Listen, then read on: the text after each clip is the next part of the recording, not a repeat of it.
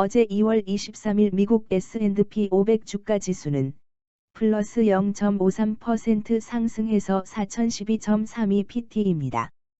미국 국채 10년물 금리는 마이너스 0.031% 하락해서 3.888%입니다.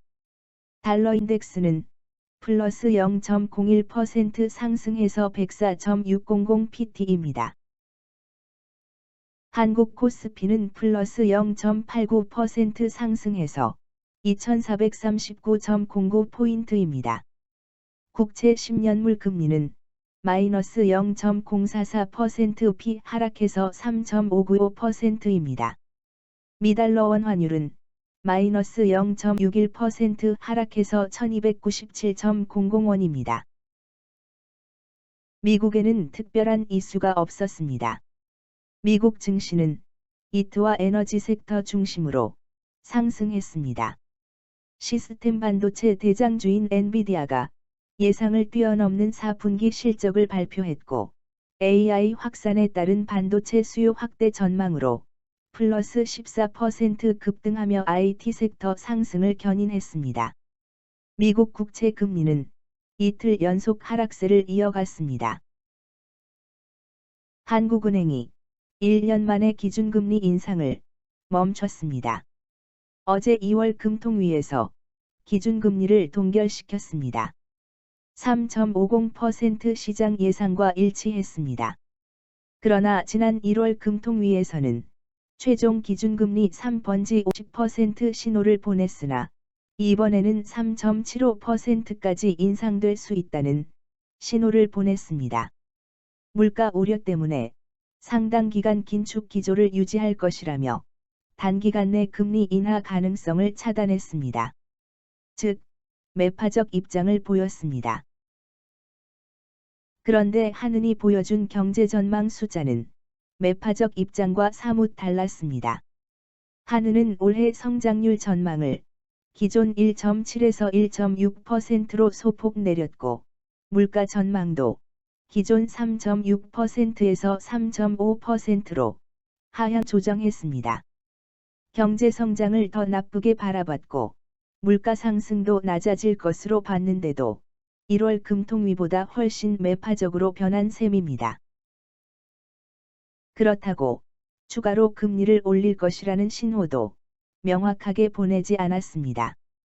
이창용 총재는 5명의 위원이 추가 인상 가능성을 열어두자는 차원이었다는 점을 강조했고, 물가가 전망 경로를 따라갈 경우에는 동결을 선호한다는 스탠스도 내비쳤습니다. 불확실성이라는 단어를 반복적으로 사용했습니다. 현재 국내는 추가 인상할 상황은 아닌데 연준이 금리 더 올린다고 하니 무시할 수 없다는 복잡한 속내를 모호하게 표현한 것으로 이해됩니다. 이창용 총재는 한은은 정부와 독립적이지만 연준과는 그렇지 않다고 말한 적이 있습니다. 현재 시장금리는 미국 최종 기준금리 5번지 25에서 5.50%를 반영하고 있습니다.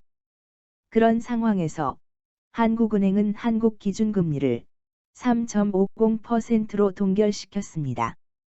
즉, 미국 최종 기준금리가 5.25에서 5.50%보다 더 높아지지 않는다면 한국은행도 기준금리를 추가 인상할 이유가 없는 셈입니다. 그래서 2월 금통위가 외형상 매파적이었지만 상당수 채권 애널리스트들은 한국 기준금리가 더 인상되지 않고 현재 수준인 3.50%에서 멈출 것이라는 의견을 유지했습니다. 어제 한국 국채 금리도 일제히 하락했습니다. 정리하면 한국 기준금리는 현재 수준인 3.50%에서 멈춰지거나 추가로 인상되더라도 마지막으로 한 번 더 인상되어서 3.75%에서 끝날 가능성이 매우 높아졌습니다. 미국과 마찬가지로 한국도 긴축 사이클 종점에 가까워졌습니다. 다만 기준금리 인상이 멈춰지는 것뿐이지 아직은 인하를 기대하기는 어렵습니다. 기준금리 인상이라는 긴축 시즌 1분이 끝난 것뿐이고 높은 기준금리를 상당 기간 유지하는 긴축 시즌 2분가 곧 시작됩니다.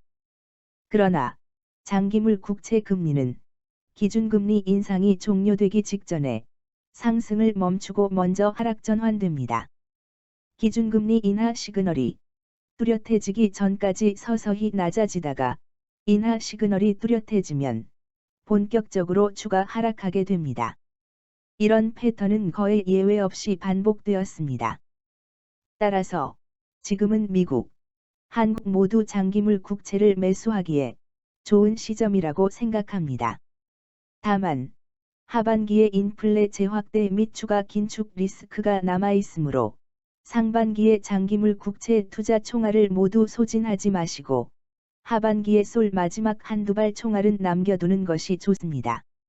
만약 장기물 국채 금리가 더 상승한다면 위축되지 마시고 의연하게 견뎌내시거나 추가 매수 기회로 활용하시기 바랍니다.